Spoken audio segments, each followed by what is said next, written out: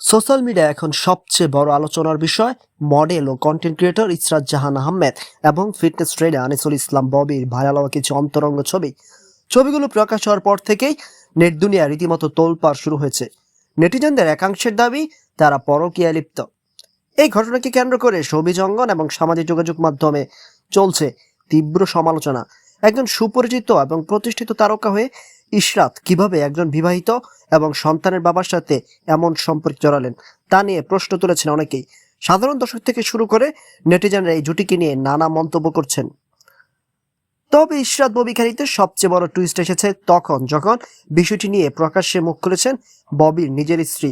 ববির স্ত্রীর বক্তব্য সামনে আসার পর পুরো ঘটনাটি এক নতুন মোড় নিয়েছে, যা এই বিতর্কে আরও উস্কে দিয়েছে। ফেসবুক, ইনস্টাগ্রামের বিভিন্ন পেজে এখন তাদের ব্যক্তিগত ব্যাখ্যার নানা দিক উঠে আসছে।